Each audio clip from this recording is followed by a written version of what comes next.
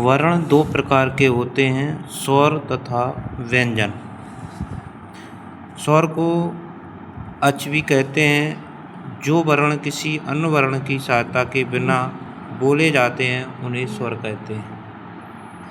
स्वर के तीन भेद होते हैं, ह्रस्व, दीर्घ तथा प्लुप्त।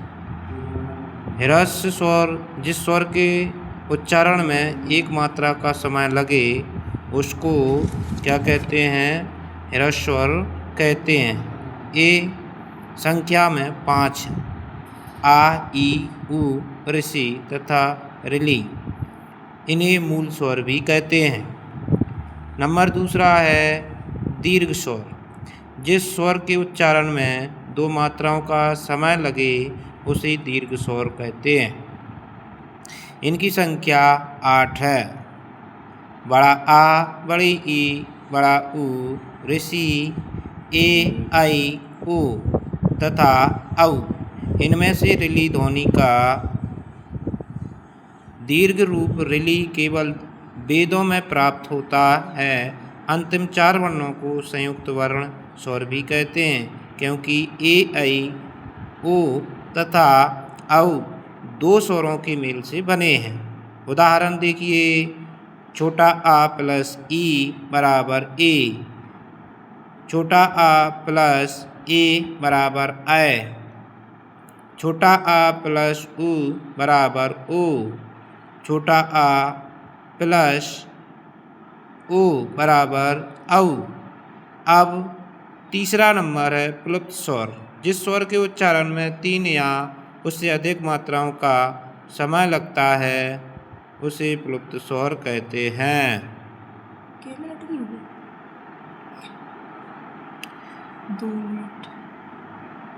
प्लुप्त स्वर को ओम की संख्या से लिखा जाता है। जैसे उदाहरण के लिए, यही कृष्ण, अच गौ चरित ओम के उकार का उच्चारण प्लुप्त स्वर होता है।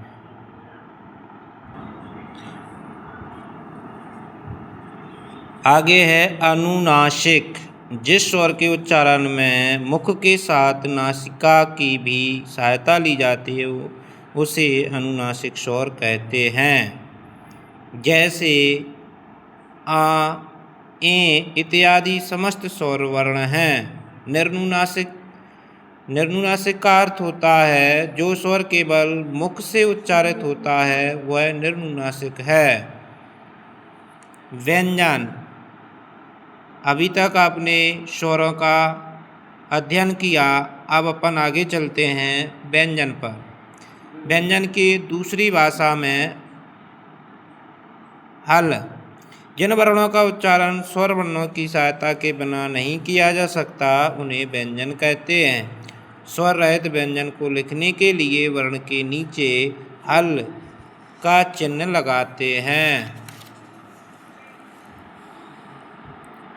संपूर्ण व्यंजन निम्न तालिका में दर्शाए गए हैं। जैसे का वर्ण, का, खा, गा, अंगा, ये का वर्ण हैं। इसके बाद चा वर्ग, चा, छा, जा, झा, या।